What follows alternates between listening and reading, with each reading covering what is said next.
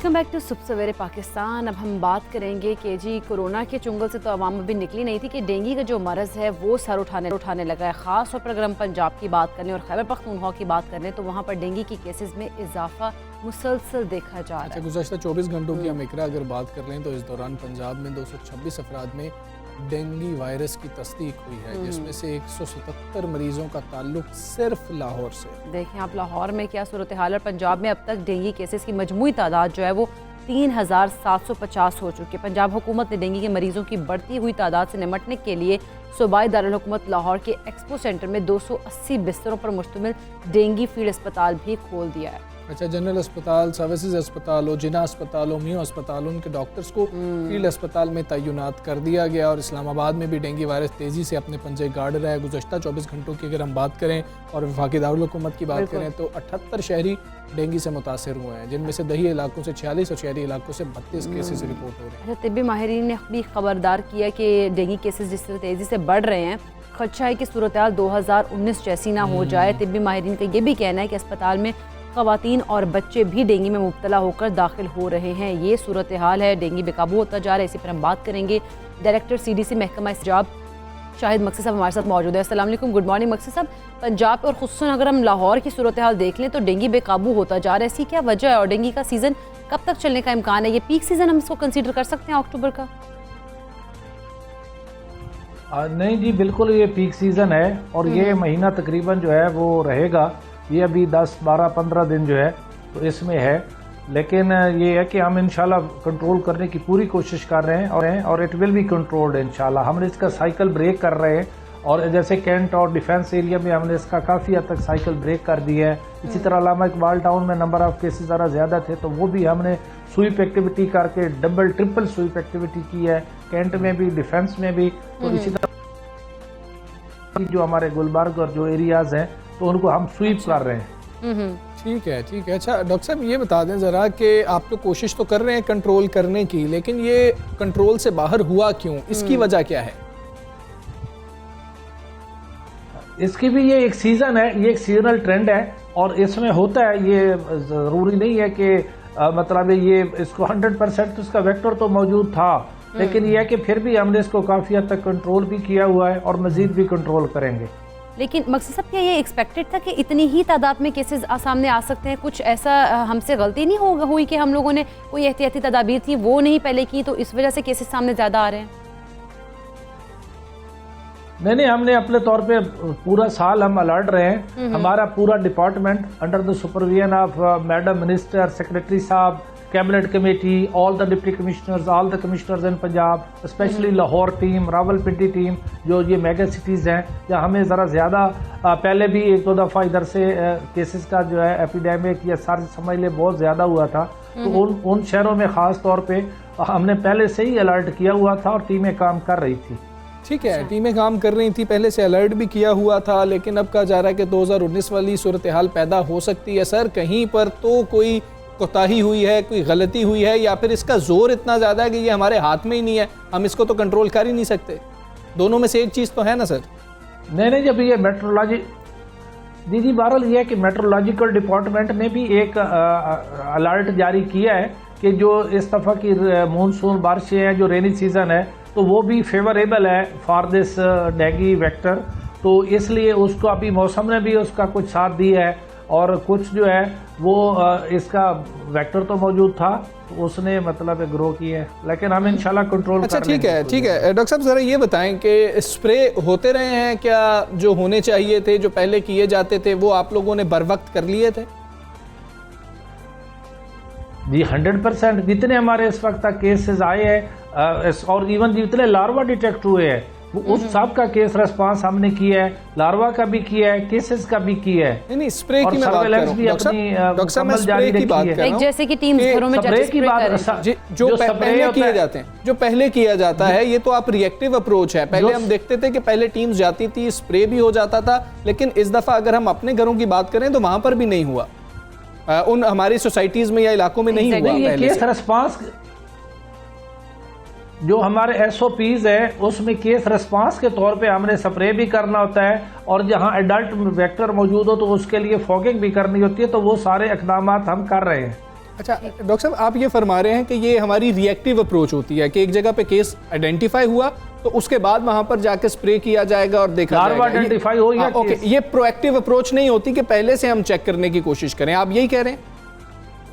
नहीं, मैं पहले ये कह रहा हूँ कि पहले हमने सर्वेलेंस करनी होती है। जो हमारा इसका लार्वा होता है उसको मैकेनिकली रिमूव करना होता है, केमिकली रिमूव करना होता है, लेकिन केस रिस्पांस के तौर पे हम स्प्रे भी करते हैं और फॉगिंग भी करते हैं।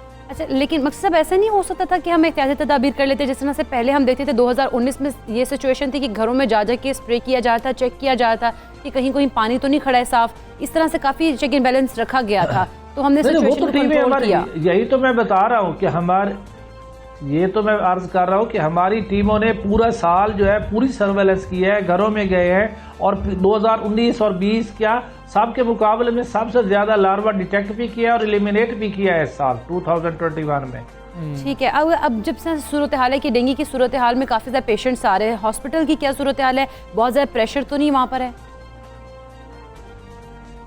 नहीं, बिल्कुल हमारी टीमें सारी अलर्ट है। जो हमारे दोनों डिपार्टमेंट्स है, प्राइमरी सेकेंडरी और specialised health care, they are at the one health programme. हम सब जो है मिलकर इसका मुकाबला कर रहे हैं और अर्बन एरियाज में जो टीचिंग हॉस्पिटल के बेड्स हैं वो एलोकेटेड है, प्राइमरी सेकेंडरी में THQ, DHQ और जहाँ जहाँ हमारे पास वो SOPs के मुताबिक जितनी कैपेसिटी है वो सारे हमारी चीज़ें अलर्ट है। ठीक है डॉक्टर साहब, बहुत शुक्रिया आपका। पूरे पाकिस्तान से आप बात कर रहे थे और उनका मौक़िफ़ है कि हम इसका मुकाबला करने की कोशिश कर रहे हैं और इसको कंट्रोल कर लिया जाएगा। लेकिन जो पहला सवाल उठ रहा है वो ये हो रहा है कि ये कंट्रोल से बाहर आखिर हुआ क्यों और क्या हमने वाकई कोताहियाँ की? हमने कुछ देखा है कि ओहदों से लोगों को दस्तबरदार होना पड़ा और कुछ को मुअत्तल भी किया गया, तो यानी कि कहीं पर तो कोताही मौजूद है कि जिसकी वजह से ये एक्शंस भी लिए जा रहे हैं। हाल भी हम देख रहे हैं और कि इस बात को मानना बहुत ज़्यादा ज़रूरी है कि जिस तरह से पहले हम देखते थे कि सर्वेलेंस होती थी, जिस तरह से पहले हम देखते थे कि गली मोहल्लों के अंदर आकर भी स्प्रे किए जाते थे, उस तरह से नहीं। बिल्कुल ऐसी है, टीम्स घरों में आती थी, स्प्रे करके जाती थी और अभी डेंगू आने से पहले, सीजन इसका भी शुरू हो रहा है उससे पहले ये काम हो जाते थे। लेकिन इस बार हमने अगर पर्सनल हम अगर देखें अपने घरों में, हमारे घरों में हमने ऐसा नहीं देखा। मेरे भी ऐसा नहीं हुआ है और मेजॉरिटी लोगों से जब हम बात कर रहे हैं तो वो यही गिला करते हुए हमें नज़र आ रहे हैं। तो बाकी दावे जितने मर्जी कर लिए जाएं, लेकिन हम भी क्योंकि रिहायशी हैं इस सोसाइटी के, तो उसके अंदर हम लोगों ने जो चीज़ देखी है वो हम अपना एक्सपीरियंस खैर शेयर कर रहे हैं। आप लोग बहुत ज़्यादा एहतियात कीजिए। हम यही कर सकते हैं कि इनफरादी तौर पर अपने घरों का लाजमी तौर पर ख्याल रखें और एहतियात करें। हम आगे बढ़ेंगे क्योंकि गिलगित बल्तिस्तान के बालाई इलाकों में मौसम सरमा की पहली बर्फबारी हो चुकी है और बर्फबारी से कई बालाई इलाकों के जो ज़मीनी राब्ते हैं वो भी मुनक़ता होने से सयाहों को बड़ी मुश्किलात का सामना करना पड़ा है। बिल्कुल ऐसे ही है। तो ये जो पहली बर्फबारी है, इसके बाद की सूरत हाल के बारे में जान लेते हैं। हमारे साथ महराज आलम मौजूद। महराज बताइएगा। जी बिल्कुल, गिलगित बल्तिस्तान में मौसम सरमा की पहली जो बर्फ़बारी थी वो हुई है। मैं इस वक्त गिलगित शहर के अंदर मौजूद हूँ। गिलगित के जो पहाड़ी चोटियाँ हैं हमारे इर्द गिर्द आप आकब में देख सकते हैं, सफ़ेद चादर जो है उड़ ली है बर्फ़ की। गिलगित बल्तिस्तान के कई ऐसे बालाई इलाके हैं वहाँ शदीद बर्फ़बारी की वजह से इनका जो ज़मीनी राबिता है वो बंद हुआ है। वहाँ के जो मुकीन थे सख्त सर्दी की वजह से इनको शदीद मुश्किलात का सामना है। हुंज़ा की बात करूँ तो हुंज़ा की जो वैली है, शमशाल और चपूरसन बता रहे हैं, वहाँ भी शदीद बर्फ़बारी की वजह से इनका जो ज़मीनी राबिता है गिलगित वो इस वक्त बंद है। अस्तौर सिकरदू जाने वाला जो खूबसूरत सियाहती मुकाम दियोसई है उसका रोड भी बर्फ़बारी की वजह से बंद पड़ा है।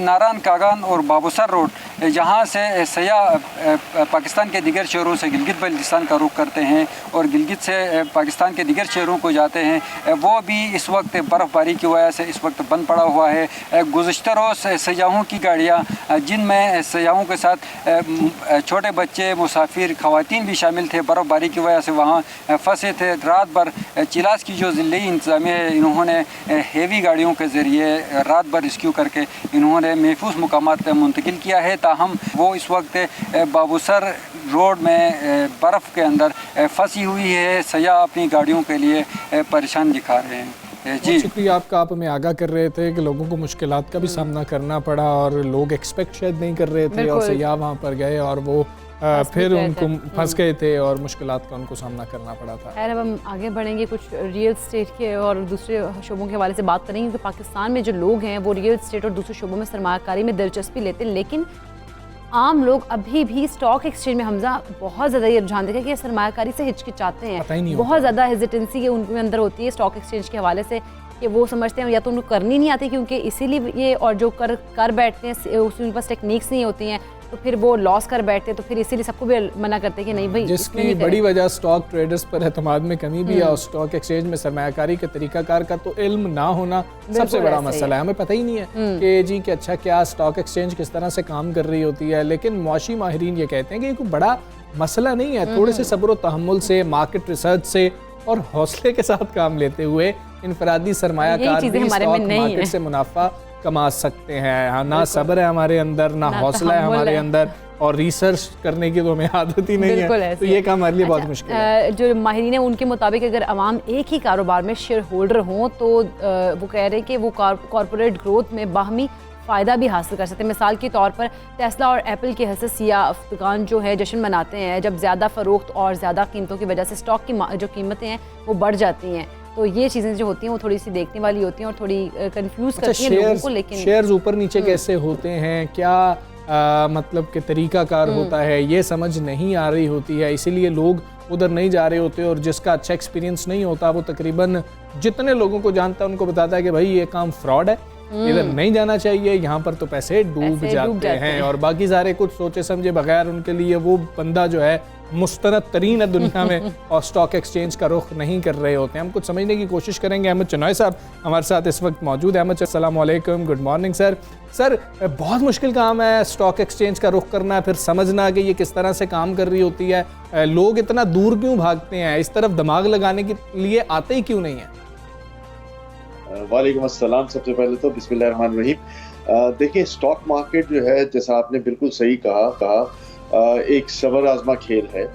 और इसको मैं खेल इसलिए कहता हूँ कि आप इसमें पूरी तरह इन्वॉल्व होकर अगर रेवेन्यू जनरेशन के उस पैराए में हैं तो इससे अच्छी कोई बात नहीं है। देखिए, दो चीज़ें इसमें अहम हैं। एक तो शॉर्ट टर्म गेम्स जो हैं उसको हम अवॉइड करने की बात करें, ये लॉन्ग टर्म गेम जो है वो हो सकती है। लॉन्ग टर्म गेम इसी सूरत में हो सकती है कि आपकी अच्छी मार्केट रिसर्च स्टडी हो, आप जो है वो चीज़ों को समझते हो और इस पे आपको गाइडेंस जो है वो जल्दी मिल सकती हो। मैं आपको दो चीज़ें बेसिक बताऊं। स्टॉक एक्सचेंज में सरमायाकारी जो है वो पाकिस्तान में हमेशा मुनाफा बख्श रही है। इसका वाज़ेह सबूत ये है कि अगर आप स्टॉक एक्सचेंज की अर्निंग्स को देखें तो दो अर्निंग्स स्टॉक एक्सचेंज में है। एक तो डिविडेंड यील्ड है जो 7 से 8% आपको हर सूरत में हर साल मिलती है, average dividend yield stock exchange के स्क्रिप्ट्स के अंदर। और दूसरी सबसे बड़ी बात यह है कि हमारे पास तकरीबन 17 से 18% on an average yearly capital yield जाती है। यानी अगर शेयर 5 रुपए का होता है तो वो 17-18% ऑन एन एवरेज एक साल में बढ़ जाता है। तो 27% या 28% की एवरेज यील्ड अगर किसी मार्केट में हो तो मैं समझता हूँ ये बुरा कारोबार नहीं है।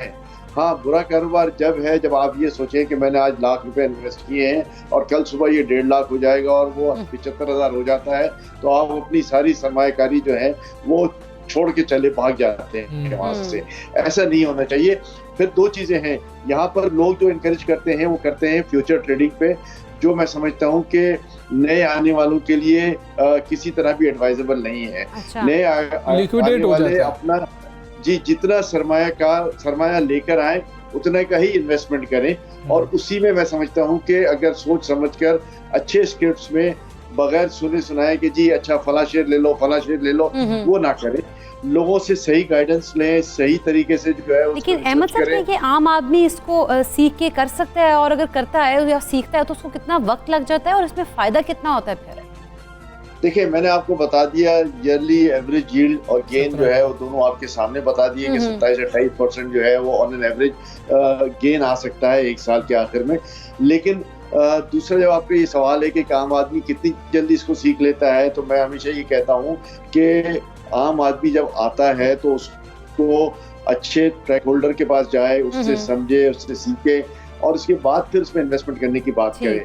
पाकिस्तान स्टॉक एक्सचेंज की तरफ से भी अभी एक प्रोग्राम हम बना रहे हैं कि जहां हम कॉलेजेस में जो नए अपकमिंग यंगस्टर्स हैं जो चाहते हैं कि अपनी छोटी सी महदूद सरमायाकारी, चाहे वो 5,000 हो 10,000 हो, उससे इन्वेस्ट करें, तो उनको आके ट्रेन करें, उनको बताएं कि जी ये कैसे इन्वेस्टमेंट होता है और कैसे इसको आहिस्ता आहिस्ता बिल्डअप किया जाए। ये सारी चीजें जो है वो जब तक आप बिल्कुल सोच समझकर पढ़ लिख कर उसके आगे नहीं इन्वेस्ट करेंगे, तो मेरा ख्याल है कि जो शुरू में आप सूरत हाल बता रहे थे, फिर आपको खुदा न खास्ता उसी सूरत हाल के सामने। ठीक है अहमद चुनाई साहब, एक अहम चीज़ ये है कि हमारा तो मसला ये है कि बिजनेस स्टूडेंट्स को भी हम नहीं कहते हैं कि आप लोग थोड़ा सा सीखना ही शुरू कर दें, वो ग्रेजुएट हो जाते हैं लेकिन उनको भी नहीं पता होता कि अच्छा स्टॉक एक्सचेंज में किस तरीके से ट्रेडिंग हो रही होती है। ये ज़रा हमें बता दीजिएगा। दूसरी तरफ हमने क्रिप्टो करेंसीज को देखा है, बड़ी आसान है, आप मोबाइल के ऊपर सब कुछ कर लेते हैं। तो नौजवान जिनका आप छोटे इन्वेस्टर की बात करें, 5,000 10,000 वाले या 50,000 तक वाले, वो उस तरफ जा रहे हैं, स्टॉक एक्सचेंज की तरफ नहीं आ रहे हैं। हम किस तरीके से उनको स्टॉक एक्सचेंज की तरफ लेके आ सकते हैं कि उनके लिए इतनी आसानी हो जाए जिस तरह से क्रिप्टो करेंसी उनके मोबाइल के अंदर चल रही है? देखिए, क्रिप्टो करेंसी जो है वो टोटल, जिसको हम सट्टा कहते हैं या जिसको टोटल फ्यूचर कहते हैं, वो काम है। और उसमें आप रातों रात शायद अमीर भी बन सकते हैं और रातों रात जो है वो आप फकीर भी बन सकते हैं। उसमें भी फ्यूचर अलग है, स्पॉट अलग है सर, उसमें भी यही फर्क बुनियादी तौर पर है। फ्यूचर उसमें भी अलग ऑप्शन है।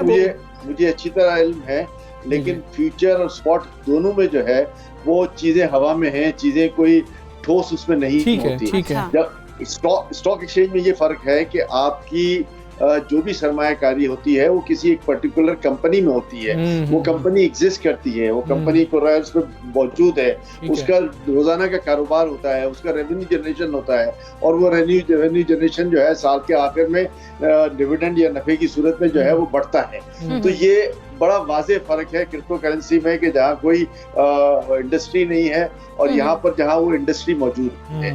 तो जब आप ये कहते हैं कि जी क्यों लोग उधर जाएं और क्यों यहाँ ना आए, मैं ये कहता हूँ कि जी लोगों को ये समझना चाहिए कि आप हवा में कारोबार नहीं कर रहे, आप किसी एंटाइटी में कारोबार कर रहे हैं। ठीक है, बहुत शुक्रिया अहमद साहब, आप सबसे पाकिस्तान से कर रहे थे और वो बुनियादी फ़र्क बता रहे थे क्रिप्टो का और स्टॉक एक्सचेंज का। लेकिन ये आसानी होनी चाहिए इस तरह से कि लोग आसानी से समझ सकें। और ये हम सोचते हैं कि पता नहीं कितने महंगे शेयर्स हम खरीद सकते हैं, आप 5,000 से भी इन्वेस्टमेंट कर सकते हैं। ऐसे ही हमजा, अगर हम अपनी नौजवान नस्ल को देखें तो इस वक्त बहुत ज़्यादा क्रिप्टो में जा रही है, स्टॉक एक्सचेंज में इतना है ही नहीं ना, उनका माइंड इस तरफ नहीं है क्योंकि हमने सीखा ही नहीं, ना सिखाने की कोशिश की है। बिल्कुल ऐसे ही है, थोड़ा सा सर्च करें, आपको इसमें ही पता लग जाएगा, बड़ा पोटेंशियल है। इधर भी ज़रा नौजवान आए। हम एक ब्रेक लेते हैं, ब्रेक के बाद वापस आएंगे। Stay with us.